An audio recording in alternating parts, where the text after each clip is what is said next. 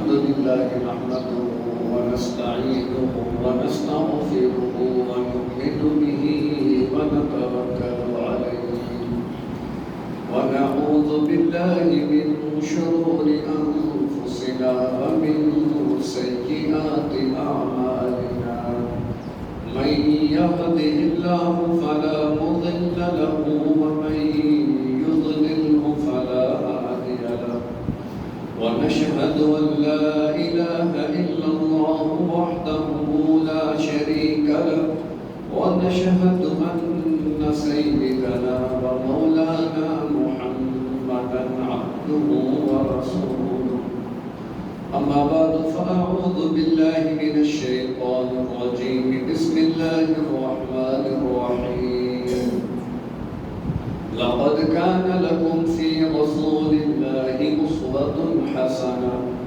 وقال الله تعالى في مقام آخر قل إن صلاتي ونسكي ومحياي ومماتي لله رب العالمين وفي مقام آخر فصل لربك وانحر وقال النبي صلى الله عليه وسلم أقام بالمدينة 10 سنين يضحي أو كما قال صلى الله عليه وسلم صدق الله العظيم وصدق رسوله النبي الكريم.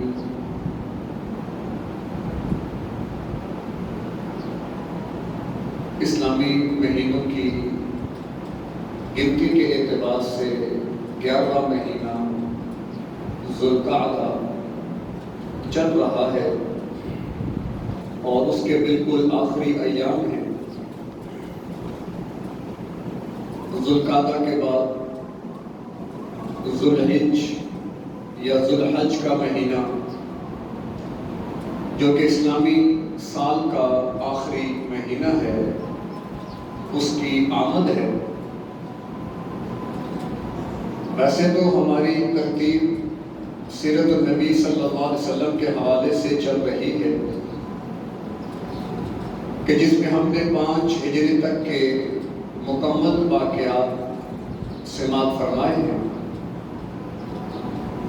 چونکہ ابھی موقع کی مناسبت سے ایک تو یہ ایام حج چل رہے ہیں. خوش نصیب لوگ، خوشبخت انسان عازم حرمین ہونے والے ہیں. کچھ جا چکے ہیں، کچھ کے قافلے تیار ہیں اور امت مسلمہ ایک بہت بڑی عبادت حج کی تیاری کے اندر مصروف عمل ہے. یقیناً یہ بہت بڑی خوش نصیبی اور سعادت ہے کہ جس کو اللہ کریم یہ سعادت قبولیت کے ساتھ نصیب فرمائے.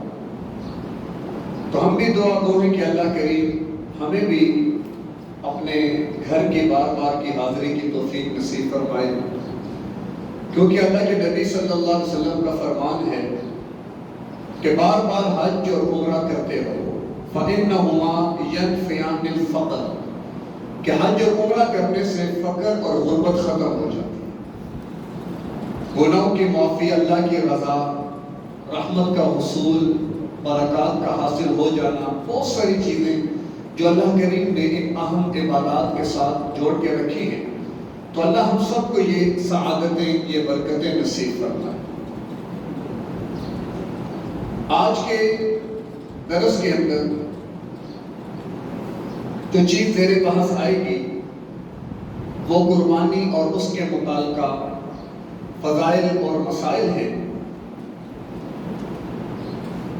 کیونکہ ابھی سے وہ لوگ کہ جن کو اللہ استطاعت دے، جو صاحب نصاب ہیں، تو وہ اپنی قربانی کے حوالے سے فکر مند ہو جاتے ہیں، قربانی کے لیے اہتمام کی طرف جاتے ہیں.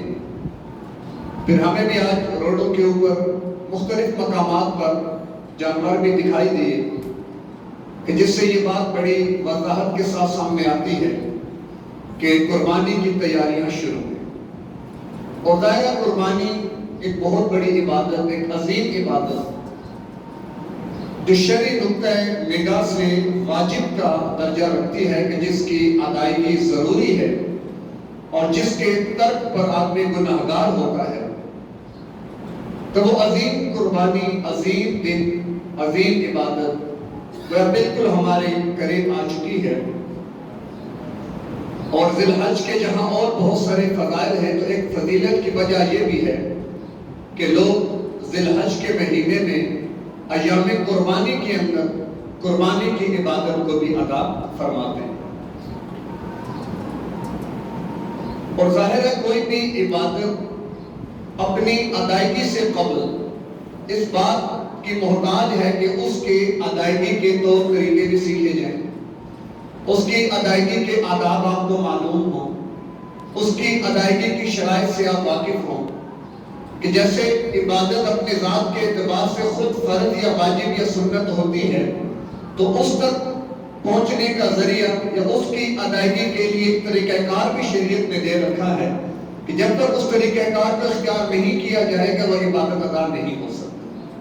ابھی ہم نماز کی ادائیگی کے لیے آئے، پھر جمعے کی ادائیگی ہے، عام نمازوں میں ہم وضو کرتے ہیں، طہارت کا اہتمام کرتے ہیں، حالانکہ مقصد تو نماز پڑھنا ہے، لیکن اس مقصد کے حصول میں کچھ شرائط اللہ تبارک و تعالیٰ کی طرف سے لاگو ہو گئی کہ جن کو پورا کرنے کے بعد ہم اس عبادت کو ادا کر سکتے ہیں۔ پھر جمعے کے دن غسل کرنا یہ سنت ایک افضل عمل، بہت بڑی نیکی، بہت بڑی سعادت والا عمل کہ انسان پاک صاف ہو کر اچھے کپڑے پہن کر مسجد کے اندر جمعے کی ادائیگی کے لیے آ جائے۔ تو اس ادائیگی کے پیچھے بھی ایک پوری ترتیب ہے، اس ترتیب کے مطابق جو بھی اس عبادت کو ادا کرے گا تو اللہ سے اس کا صلہ پائے گا۔ تو اسی طرح ہر عبادت کے کچھ اصول، کچھ ضابطے، کچھ شرائط ہیں، تو قربانی کی جو عبادت ہے اس کی بھی ادائیگی کے لیے کچھ شرائط ہیں، کچھ آداب ہیں، کچھ مسائل ہیں کہ جن سے آگہی اتنی ضروری ہے کہ جتنی قربانی کا خود ادا کرنا ضروری ہے۔ یعنی کہ قربانی کرنا واجب ہے تو اس کے مسائل کا سیکھنا بھی تو واجب ہوگا۔ جیسے نماز فرض ہے تو نماز کے لیے وضو بھی کیا ہے؟ فرض ہے۔ بغیر وضو کے نماز کیسے ادا ہوگی؟ تو بغیر مسائل کو سمجھے ہوئے ہم قربانی کیسے کر سکتے ہیں؟ تو اس لیے صرف قربانی یا نماز نہیں، کوئی بھی عبادت ہو، کسی بھی قسم کی عبادت ہو، کوئی بھی ہم نے نیک کام یا ہر وہ کام کہ جو آپ سمجھتے ہیں کہ شریعت کا حکم ہے، اس میں اللہ کی رضا مقصود ہے، آخرت میں نجات مقصود ہے، تو اس کے لیے لازمی طریقہ کار سمجھ کے پھر عبادت کریں کہ ایسا نہ ہو کہ ہماری عبادت اس رخ پہ جاری نہ رہی ہو اور ہم تو سمجھیں کہ ہم نے بڑے بڑے عبادات کے پہاڑ کھڑے کر دیے اور آخرت میں جا کے پتہ چلے کہ ہوا منصورہ کہ وہ سوائے راکھ کے ڈھیر کے کچھ بھی نہیں تھا۔ کل میں اپنے محلے سے گزر رہا تو ڈھول کی آواز آئی، میں نے سوچا کوئی شادی ہوگی، کوئی معاملہ ہوگا۔ جب وہاں قریب سے گزرے تو پتہ چلا کوئی ڈالی تیار ہو رہی تھی، نیلے پیلے جھنڈے اٹھائے ہوئے اور بڑے بڑے تابوت بنائے ہوئے اور ڈھول کی تھاپ پر عجیب حالات بنے ہوئے۔ میں نے دل میں سوچا یہ سمجھ رہے ہوں گے کہ ہمارا درجہ بلند ہو رہا ہے، اللہ ہم سے راضی ہو رہا ہے، ہم اللہ کی رضا کے حصول میں لگے ہوئے ہیں، لیکن حقیقت کیا ہے کہ سارے کا سارا شیطانی عمل ہے۔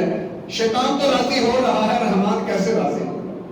تو ہر عبادت کے لیے طریقہ کار ہے، ہر عبادت کے پیچھے کچھ مسائل کا باب ہے کہ جس کا سیکھنا یہ ہمارے لیے بہت ضروری ہے۔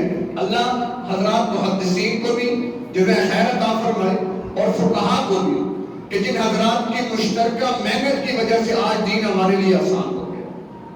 حضرات محدثین نے اللہ کے محبوب پیغمبر کی احادیث کو جمع کیا اور حضرات فقہاء اور ائمہ کرام نے حضور کے مسائل کو لے لیا، ادھر سے احادیث بھی آئی، ادھر سے مسائل بھی آئے، تعلق دونوں کا اللہ کے محبوب پیغمبر سے، اور اللہ کے محبوب پیغمبر کو اللہ نے خود سکھا دیا، تو لہذا ان حضرات نے ہمارے لیے ان چیزوں کو بالکل آسان کر کے کتابوں کے اندر مدون کر کے ہر مسئلے کی وضاحت کر کے میرے اور آپ کے لیے دین پہ عمل کو آسان بنا دیا۔ آج میرے اور آپ نے صرف عمل کرنا ہے بس، باقی اس کی تحقیق میں جانا، بھائی قرآن اس کے بارے میں کیا کہہ رہے ہیں، حدیث کے اندر کیا آیا، 1400 سال کا عرصہ بھی تو بیت چکا ہے، کتنے دین کے واسطے اور ذرائع بھی آ چکے ہیں۔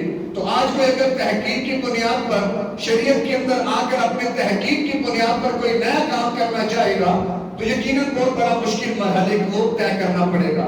بہت مشکل کام میں ہو جائے گا، کیونکہ حضرات فقہا نے جو بھی قرآن و حدیث کی تشریحات ہو سکتی تھی وہ ساری تشریحات کر دی، ہر مسئلے کی وضاحت کر دی۔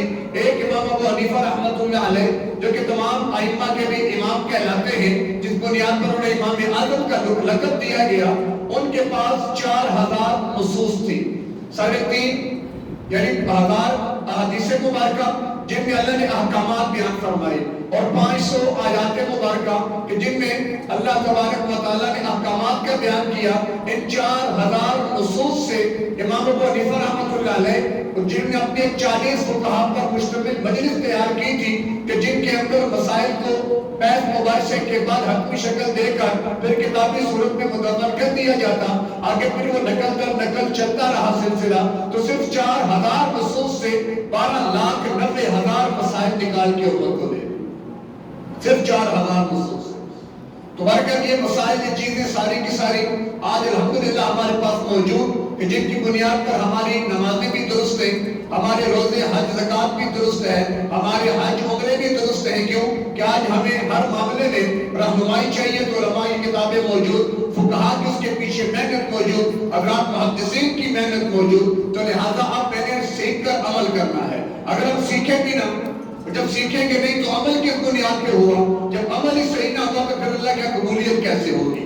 آج لوگ کہتے ہیں نماز پڑھتے ہیں، تو حالانکہ نماز تو بے حیائی سے روک دیتی ہے، لیکن ہمارا معاملہ تو جو کا تو چل رہا ہے، نماز پڑھے دعائیں اللہ قبول کرتا ہے، ہماری تو قبول ہو ہی نہیں رہی، تو کہیں نہ کہیں تو مسئلہ ہے، کہیں نہ کہیں تو مسئلہ ایسا موجود ہے کہ جو سب رکاوٹ کھڑی کر رہا ہے۔ وہ مسئلہ صرف کیا ہے؟ علم کا نہ ہونا سب سے بڑا مسئلہ، جہالت سب سے بڑا مسئلہ ہے کہ جس کی بنیاد پر انسان نہ جانے کیا کچھ کرتا ہے۔ اب جو میں نے کل بات بیان کی وہ بھی جہالت تھی، تو علم کا نہ ہونا جہالت ہے، اور جہالت انسان کو بہت دور تک گرا دیتی ہے۔ تو اس لیے حصول علم یہ ہماری زندگی کا مقصد ہونا چاہیے کہ جہاں پر بہت ساری چیزوں کے حصول میں ہم لگے ہوئے، تو علم کا حصول یہ بہت ضروری ہے کہ آج بغیر علم کے جو بھی کام، جو بھی عبادت، جو بھی معاملہ ہوگا وہ فتنہ تو بن سکتے ہیں اور عبادت نہیں بن سکتا۔ تو علم ہمیں چونکہ اللہ کی معرفت دے گا، پھر اللہ کی معرفت کی بنیاد پر جب عمل کریں گے تو عمل درست سمت میں ہوگا، تو پھر وہ جا کے عبادت بنے گا۔ تو انہی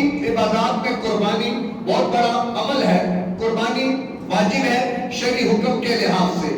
اللہ کے محبوب پیغمبر حدیث میں آتا ہے کہ اقام رسول اللہ صلی اللہ علیہ وسلم بالمدینہ 10 سنین، 10 سال آپ نے مدینہ میں قیام فرمایا، یضحی، اور آپ 10 سال مسلسل قربانی ادا فرماتے رہے۔ تو اللہ کے محبوب پیغمبر کا کسی بھی عمل پر ہمیشگی اختیار کرنا یہ اس کے وجوب کی دلیل ہوتی ہے کہ یہ امت پر واجب ہو گیا۔ اسی طرح اللہ کے محبوب پیغمبر کا فرمان کہ جس نے عید کی نماز سے پہلے قربانی ادا کر دی اس کو چاہیے کہ وہ دوبارہ قربانی کرے۔ کیا مطلب؟ پہلے جو قربانی کی وہ نہیں ہوئی، اب اس کو دوبارہ کرنی ہے، تو معلوم ہوا کہ قضا تو یا تو فرض کی ہے یا واجب کی، سنت کی تو قضا نہیں ہوتی۔ لہذا کیا ہوا؟ اس سے بھی معلوم ہوا کہ اپنے حکم کے اعتبار سے یہ قربانی کرنا یہ کیا ہے؟ واجب ہے۔ پھر 1400 سال سے امت کا تواتر کے ساتھ جو اس پر عمل چل رہا ہے یہ بھی اس کے وجوب پر بہت بڑی دلیل ہے۔ تو لہذا اتنی بات تو سمجھ میں آ گئی کہ قربانی کرنا واجب ہے۔ اور سب سے اہم بات، آدم علیہ السلام سے یہ قربانی کا سلسلہ چل رہا ہے، یہ امت محمدیہ کا کوئی نیا حکم نہیں ہے۔ قرآن پڑھے اس کرما قربانا فتقبل من احدہما ولم يتقبل من الآخر، حابیل اور قابیل جو کہ آدم علیہ السلام کے صاحبزادے تھے، انہوں نے قربانی پیش کی۔ ابراہیم علیہ السلام کے دور میں اس کو ایک نیا رنگ ملا کہ اللہ تبارک و تعالیٰ نے خواب کے ذریعے آپ کو حکم دیا اور آپ اپنے بیٹے قربانی کرنے پر تیار ہوئے۔ اللہ کا امر تھا کہ بیٹا تو قربان نہ ہوا، ایک جانور آ گیا جس کو قربان کر کے حکم پورا کر دیا گیا۔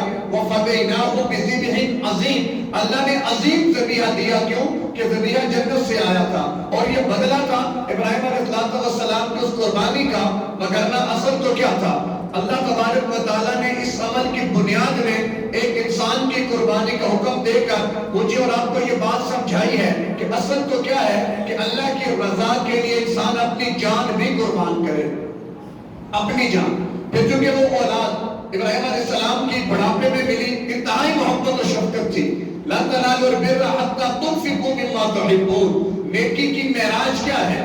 اللہ کے قرب کا سب سے بنیادی مرحلہ کیا ہے کہ اپنی محبوب ترین چیز اللہ کے لیے قربان کرو، اپنی محبوب ترین چیز۔ دوستوں کے ابراہیم علیہ السلام کے خزانے میں اگر کوئی محبوب تھے اللہ تو تھے ہی، بات مخلوق کی ہو رہی ہے تو اسماعیل علیہ السلام آپ کو بہت محبوب تھے، اللہ نے کہا قربانی پیش کرو۔ تو اصل قربانی کا فلسفہ کیا ہے کہ اپنی قیمتی ترین چیزیں جو ہیں وہ آپ اللہ کی راہ میں قربان کرتے چلے جائیں، اللہ کے لیے انہیں قربان کر دیں۔ یہ سب سے اعلیٰ اور بہترین معیار ہے۔ مالک بن دینار رحمۃ اللہ علیہ فرماتے ہیں بات جان کی قربانی کی ہے، وہ کہتے ہیں کہ میں دوپہر انتہائی گرمی کی شدت میں باہر نکلا، مختصر کروں گا، میں نے دیکھا کہ ایک نوجوان اپاہج ہے جس کی دونوں ٹانگیں ملی ہوئی ہیں اور وہ گھسٹ گھسٹ کے چل رہا ہے۔ تو میں نے کہا خدا کے بندے کتنی گرمی ہے اور اپنی حالت دیکھ، میرے گھر آرام کر لو، جب موسم کچھ بہتر ہوگا پھر سفر کر لینا۔ تو وہ کہنے لگے محترم بات یہ ہے کہ میں حج کے سفر پہ جا رہا ہوں۔ کیا کہا کہ میں حج کے سفر پہ جا رہا ہوں۔ آج ہم بھی جائیں گے، اللہ آپ کو بھی لے کر جائے۔ یہاں سے بیٹھے گاڑی میں ایئرپورٹ، وہاں پہ جہاز میں بیٹھیں گے جا کے جدہ یا مدینہ، پھر وہاں سے اے سی۔ ہمارا سفر تو وہ اس دور کی بات کر رہا ہوں، وہ گھسٹ کے اس نے کہا حج پہ جا رہے ہو، اس طرح جا رہے ہو، یہ کیا وجہ؟ آؤ آرام کر لو۔ اس نے کہا کہ دیکھیں آپ لوگ پاؤں ٹانگوں والے، سواریوں والے، میں نے تو اسی طرح چل کے جانا ہے، میں آرام نہیں کر سکتا۔ تو مالک بن دینار نے کہا کہ میں تمہارے لیے سواری کا انتظام کر دوں گا، آ جاؤ آرام تو کر لو۔ تو وہ نوجوان نے بڑی عجیب جواب دیا، وہ کہنے لگا کہ میں تو آپ کو بڑا سمجھدار سمجھتا تھا، لیکن آپ نے بڑی عجیب بات کی، آپ نے کیا کہا؟ مالک بن دینار کہنے لگے کیا مطلب، تم کیا کہنا چاہتے ہو؟ وہ کہنے لگا مجھے ایک بات کا جواب دو، اگر کوئی غلام اپنے آقا کو ناراض کر دے اور اس کو اگر راضی کرنا ہو تو کیا وہ سواریوں پہ جائے گا یا وہ اپنے آپ کو یوں گھسیٹتا ہوا لے کے جائے گا؟ تو مالک بن دینار کہتے ہیں سمجھ گئے یہ تو کوئی عاشق صادق ہے، یہ کوئی عام فرد نہیں ہے۔ وہ کہنے لگا میں غلام ہوں اللہ کا، میرا آقا مجھ سے ناراض ہے تو میں نے اس کو راضی کرنا ہے، میں نے اسی طرح ہی چل کے جانا ہے۔ پھر مالک بن دینار خاموش، اللہ نے توفیق دی مالک بن دینار کو، یہ بھی وہاں پر پہنچ گئے، اپنے تمام مناسک کو ادا کر کے جمرات کی رمی جب کر لی پہلے جمرے کی، تو وہاں پر لوگوں کا ایک جمگٹا دیکھا۔ لوگوں نے پوچھا یہ لوگ کیوں جمع ہیں؟ تو کہا جی کوئی نوجوان دعائیں مانگ رہا ہے تو لوگ اس کی دعائیں سن رہے ہیں اور اس پر آمین کہہ رہے ہیں۔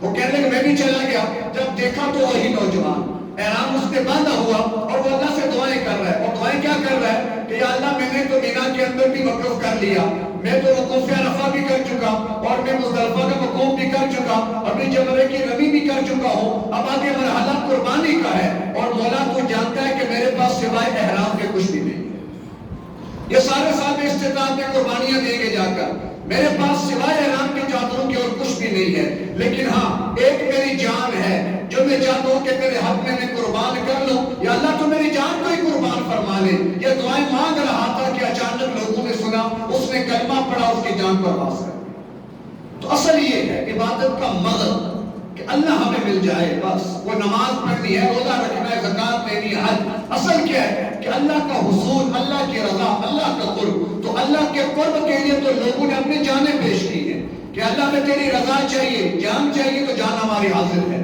تو قربانی تو ہم جانور ذبح کرتے ہیں، لیکن جب چھری اس کی گردن پہ ہو تو حقیقت میں چھری کس پہ ہونی چاہیے؟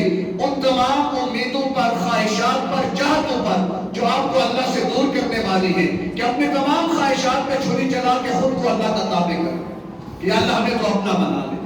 تو قربانی کرنا یہ واجب ہے، البتہ واجب ہے صاحب استطاعت پر، صاحب نصاب کے اوپر۔ اب صاحب نصاب کون ہوتا ہے؟ صاحب نصاب کے لیے قربانی کے اندر 5 چیزیں ہیں کہ جن کا اعتبار کیا گیا کہ وہ بندہ صاحب نصاب ہے جو ان 5 چیزوں کے بارے میں اپنے معلومات رکھتا ہو۔ پہلی چیز ہے سونا، نمبر 2 چاندی، نمبر 3 سامان تجارت، نمبر 4 نقدی اور کیش، اور نمبر 5 گھر کا ضرورت سے زائد سامان۔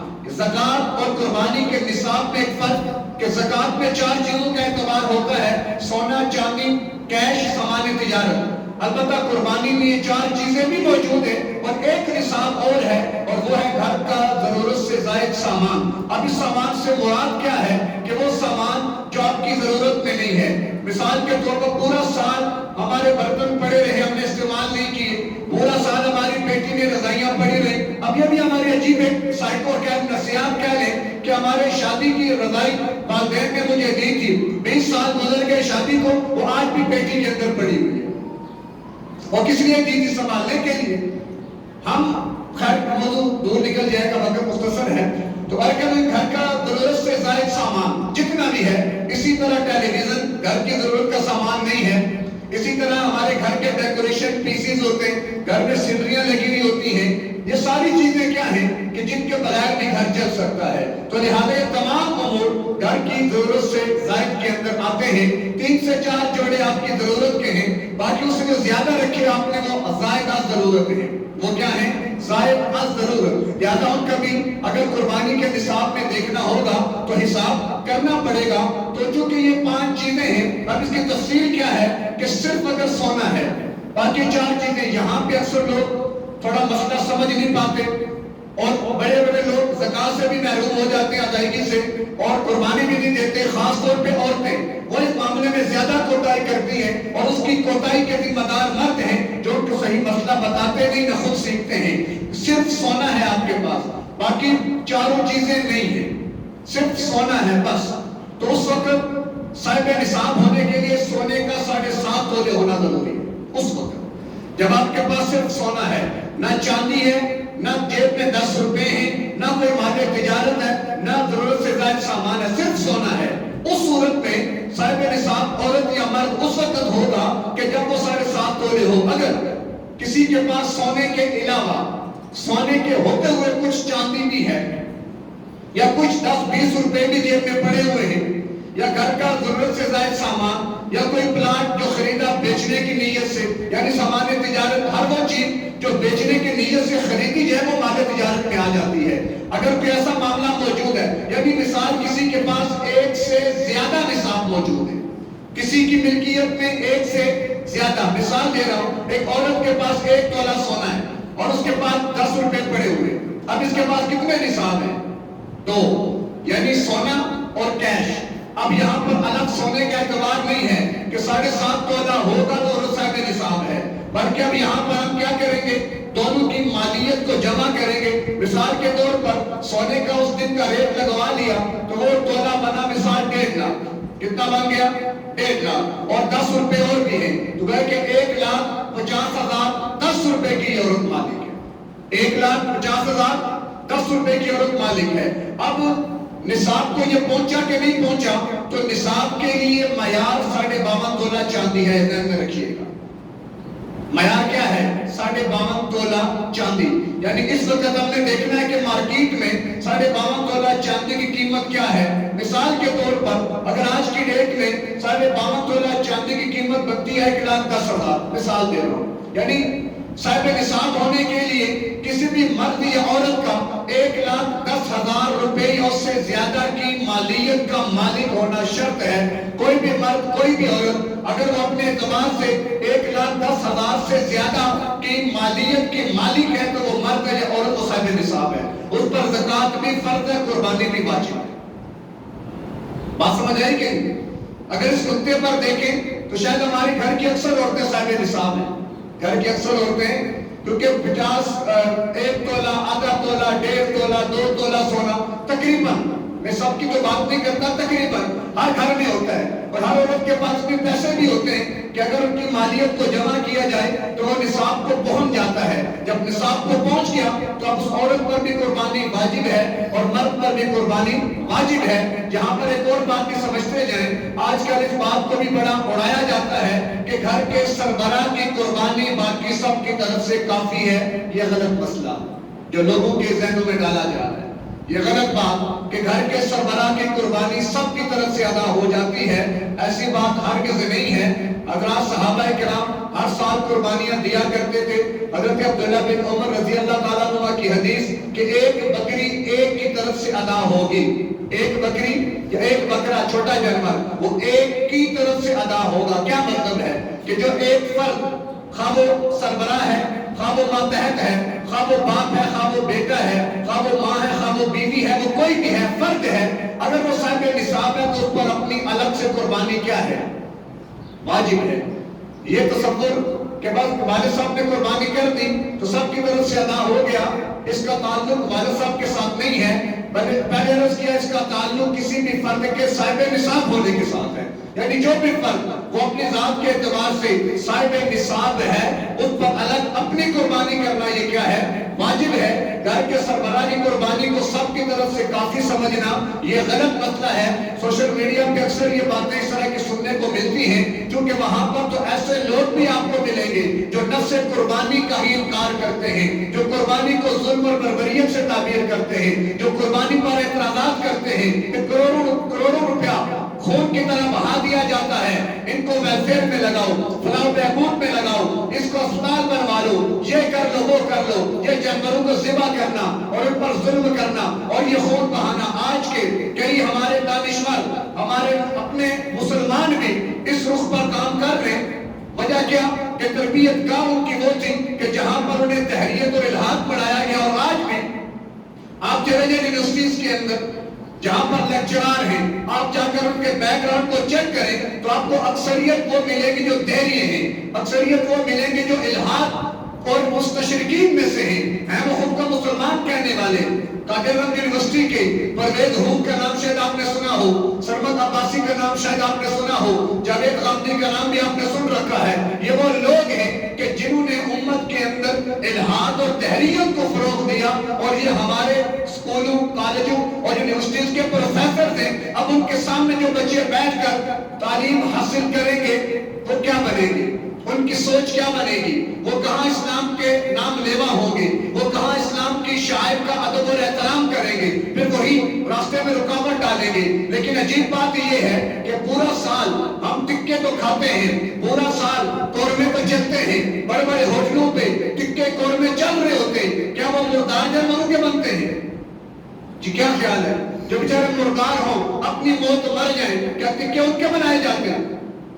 ہمارا تو ایمان ہے کہ وہ باقاعدہ ذبح کر کے حلال کر کے ہمیں کھلاتے ہیں۔ تو پورے سال جو تم اتنے لاکھوں جانوروں کے ٹکے بنا دیتے ہو، وہاں پر تمہیں رحم نہیں آتا، اور اسے ایک دن میں جو اللہ کا امر پورا کرنے کے لیے قربانی دی جاتی ہے اس میں تمہیں پھر رحم یاد آ جاتا ہے۔ حالانکہ اللہ کے محبوب پیغمبر کی حدیث حضرت عائشہ رضی اللہ تعالیٰ عنہ کی روایت موجود ہے کہ یوم النحر کے دن اللہ کو جتنے بھی مسلمان اعمال کرتے ہیں سب سے زیادہ پسندیدہ عمل خون کا بہانا ہے۔ اللہ تو کیا چاہتا ہے؟ یوم النحر کے دن خون بہایا جائے۔ لہذا لوگ کہتے ہیں کہ قربانی کی بجائے صدقہ کر دو، قربانی کی بجائے خیرات کر دو، قربانی واجب ہے، خون بہانا ضروری ہے، اس کے بدلے میں صدقہ کیا گیا، صدقہ تو قبول نہیں ہوگا۔ البتہ معاملہ کیا ہے؟ ہم گناہگار ہوں گے، اللہ کی نگاہ میں مجرم بنیں گے، اور اگر قربانی کی توہین کرنی تو ایمان کے جانے کا بھی خطرہ ہے۔ تو لہذا قربانی واجب ہے، ہر فرد صاحب نصاب پر واجب ہے۔ گھر کے سربراہ میں قربانی کرنا کافی نہیں ہے۔ اب چونکہ جزیات میں مسائل بہت سارے ہیں، اب ایک جزی کو بیان کرنا مشکل ہے، البتہ ہمیں پتہ ہونا چاہیے کہ قربانی کے بارے میں شریعت کیا کہتی ہے۔ تو وجوب کی بات تو سمجھ میں آ گئی کہ قربانی واجب ہے۔ نمبر 2 صاحب نصاب پر واجب ہے۔ نمبر 3 صاحب نصاب کون؟ جو کم از کم 52.5 تولہ چاندی کی مالیت کے بقدر مال کا مالک ہے، خواہ وہ مرد ہے خواہ عورت ہے، ہر ایک پر الگ سے اپنی قربانی کرنا یہ کیا ہے؟ واجب ہے۔ پھر قربانی کس دنوں میں کرنی ہے؟ تو ایام قربانی صرف 3 ہیں۔ نمبر 1 10 ذی الحج، نمبر 2 11 ذی الحج، نمبر 3 12 ذی الحج۔ حضرت علی، حضرت عبداللہ بن عباس، حضرت عبداللہ بن عمر، ان حضرات سے باقاعدہ روایات موجود ہیں کہ قربانی کے ایام صرف 3 ہیں۔ نمبر 1 10 ذی الحج، 11 ذی الحج، 12 ذی الحج کی مغرب سے پہلے، یعنی ان 3 دنوں میں۔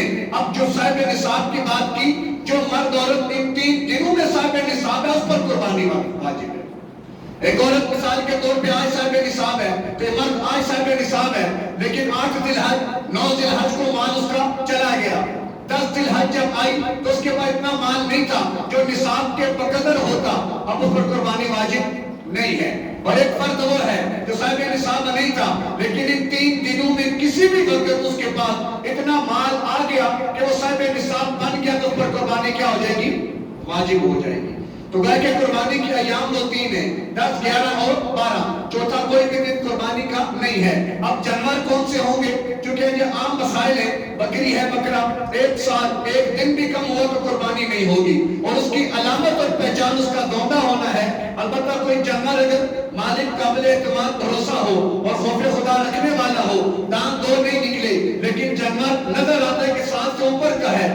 بھی آپ قربانی کر سکتے ہیں. دھوندا ہونا فقط شرط اور علامت ہے. تو جیسے ہمارے بچوں کے بعض کے دانت جلدی نکل آتے ہیں، بعض کے دانت دیر سے نکلتے ہیں، تو ان میں بھی یہ معاملہ ہوتا ہے کہ بعض کے دانت جلدی نکل بھی آتے ہیں. ایسا بھی ہو سکتا ہے کہ 10 ماہ کا جانور ہو اور 2 دانت نکل آئے، لیکن شریعت کی روح سے سال کا نہیں ہوا تو قربانی نہیں ہوگی. تو چھوٹا جانور، البتہ بھیڑ یا دمبا اتنا پلا ہوا کہ اگر سال والے جانوروں میں چھوڑا جائے تو لگے کہ سال کا ہے، تو وہ 6 ماہ کا دمبا بھی قربانی دیا جا سکتا ہے. لیکن بہتر کیا ہے کہ احتیاط کی جائے. ہم اپنے ذہن سے نہ سوچیں، کیونکہ ہمارے پاس اتنا علم نہیں ہے کہ جس کی بنیاد پہ ہم پہ فیصلہ کر پائیں. یہ چھوٹے جانور یہ ایک بندے کی طرف سے ایک ادا ہوگا بس. ایسا نہیں ہو سکتا کہ 2 بندے مل کے بکرا خریدیں. ابھی جو قربانی کیا یہاں میں لگتا تو کیا ہے کہ اس کے اندر بھی علماء کو رعایت کر دیں کہ بکرے میں بھی 7 حصے بنا دیں تاکہ ہمارے لیے آسانی ہو جائے. کیونکہ 50 لاکھ سے کم تو بکرا مجھے لگتا نہیں ہے کہ ملے. 80,000 90,000 50,000 کے پورے بیل آیا کرتے تھے کسی وقت میں. اب آپ کو لاکھ سے نیچے بکرا بھی نہیں ملے گا. لیکن مارکیٹ شریف مسئلہ یہی ہے کہ چھوٹا جانور ایک کی طرف سے، جبکہ گائے اور بھینس کی بھی قربانی درست ہے. بعض آپ اس پر بھی معترض ہیں.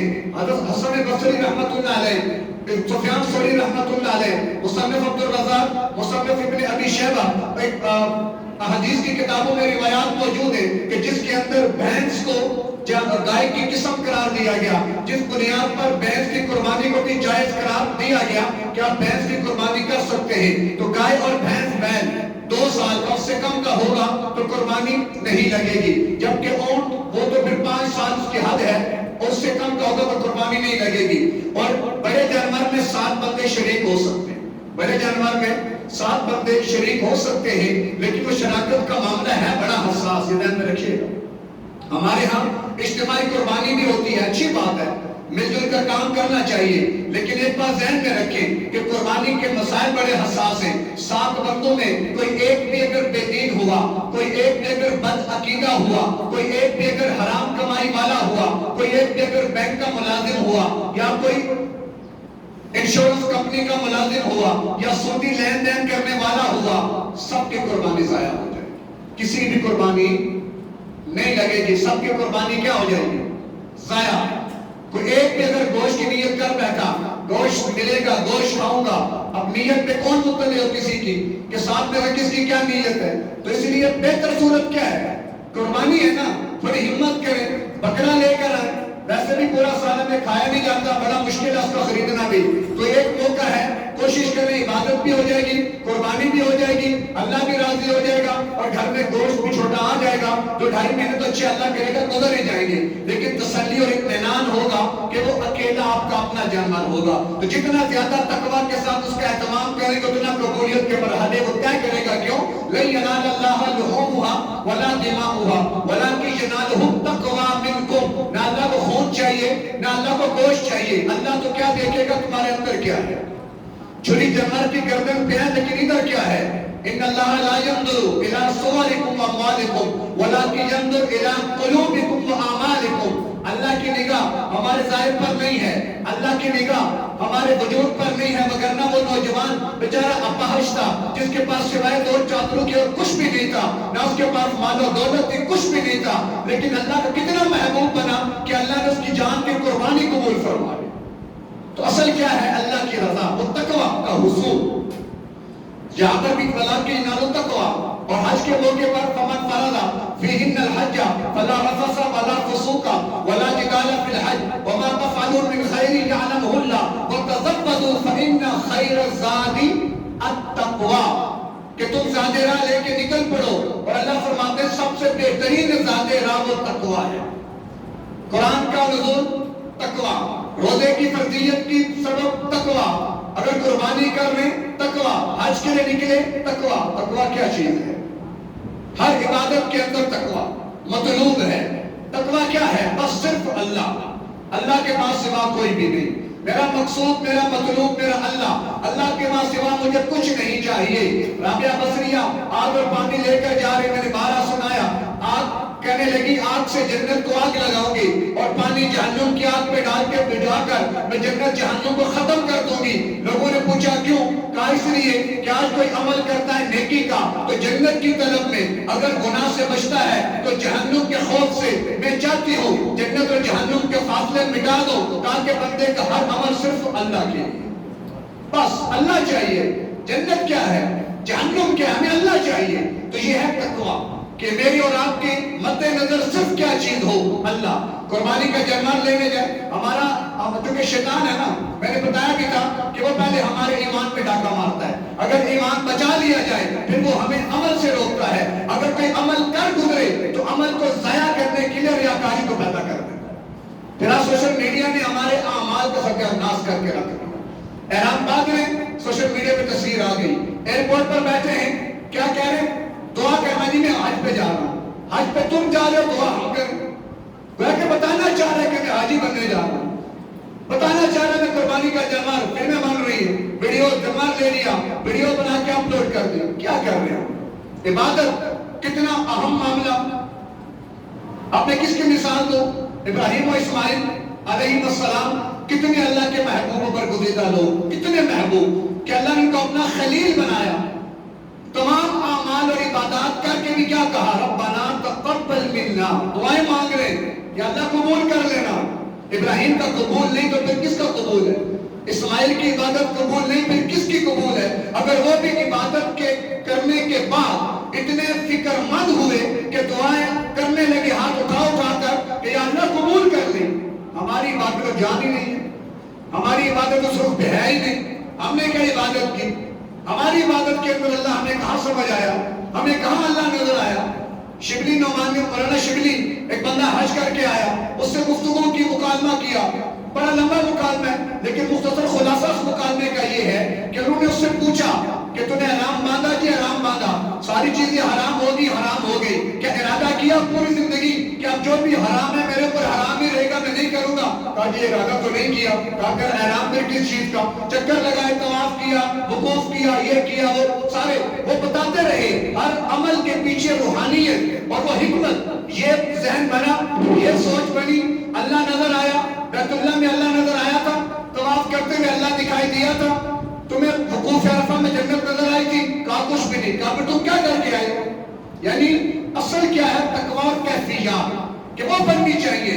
جب وہ تقویٰ اور کیفیات بنتی ہے تو پھر اللہ پردے ہٹاتا بھی ہے، پھر اللہ مشاہدے کراتا بھی ہے، لیکن کیونکہ وہ انہی کو ہوتے ہیں جو اللہ والے ہوتے ہیں، پھر وہ آ کے اشتہار بھی دیتے اپنے، وہ اشتہاریوں کو اللہ تعالیٰ وہ مقام دکھاتا بھی نہیں ہے جو اللہ اپنے خاص بندوں کو دکھاتا ہے، جو اللہ اور بندے کے درمیان ہو۔ تو تقویٰ کیا ہے کہ عمل اللہ اور بندے کے درمیان، بس درمیان میں کوئی بھی تیسرا موجود نہ ہو۔ تو لہذا یہ کچھ اہم اور بنیادی چیزیں تھی قربانی کے حوالے سے اور ان کے فلسفے کے حوالے سے۔ تو اللہ کریم ہمیں اپنی عبادات آسان طریقے سے ادا کرنے کی توفیق عطا فرمائے، اور اصل عبادت کی روح تقویٰ جو ہے اللہ وہ ہمیں نصیب فرما دے کہ ہم متقی بن جائیں اور عبادات کے ذریعے ہمیں اللہ کا قرب مل جائے، وہ ہم یہاں پر نماز کے ذریعے بھی حاصل کر سکتے ہیں۔ اب لوگ حج پہ نہیں جا سکتے، غریب حج پہ کیسے جائے گا؟ لیکن کتنے غریب ہیں جن کے حج یہاں پہ ہو سکتے ہیں، کسی کی مدد کر دو، اللہ حج کا ثواب دے سکتا ہے۔ اللہ کے نبی کا فرمان، اپنے ماں باپ کے چہرے کو دیکھو محبت کے ساتھ، تمہیں اللہ مقبول حج عمرے کا ثواب دے گا۔ یعنی شریعت میں کتنی آسانیاں ہیں، جو وہاں نہیں جا سکتے وہ گھر بیٹھ کر اپنے والدین کا دیدار کرے، اللہ انہیں حج کے ثواب دے دے گا۔ تو دین ایک جامع نظام رکھتا ہے، اللہ کے قرب کی جامع عبادات رکھتا ہے۔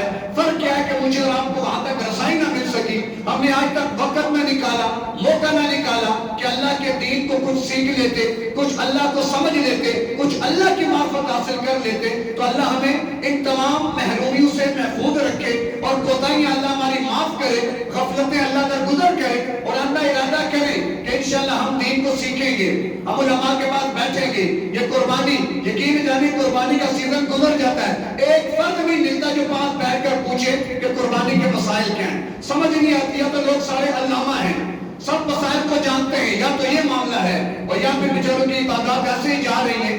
تو اس لیے اپنے اندر جیسے عبادت کرنے کی فکر ہے، عبادت کو سیکھنے کی فکر بھی کریں کہ عبادت کرنے سے زیادہ اہم اس کا سیکھنا ہے۔ کہ اگر سیکھ کر نہیں کریں گے وہ عبادت بغاوت نہ بن جائے. رب قارئ للقرآن والقرآن یلعنہ. کتنے قرآن پڑھنے والے ایسے ہیں جو قرآن پڑھ کر اللہ کے قرب کی طلب میں نکلے ہیں اور قرآن ان کے اوپر لعنت بھیج رہا ہوتا ہے. یہ کیا وجہ ہے؟ بن سیکھے ہوئے جو قرآن پڑھتے ہیں. خیر اللہ تعالیٰ سے دعا ہے اللہ میں باتوں کو سمجھ کر اور آسان طریقے سے اپنی عبادات کی ادائیگی کی توفیق عطا فرمائے. وآخر دعوانا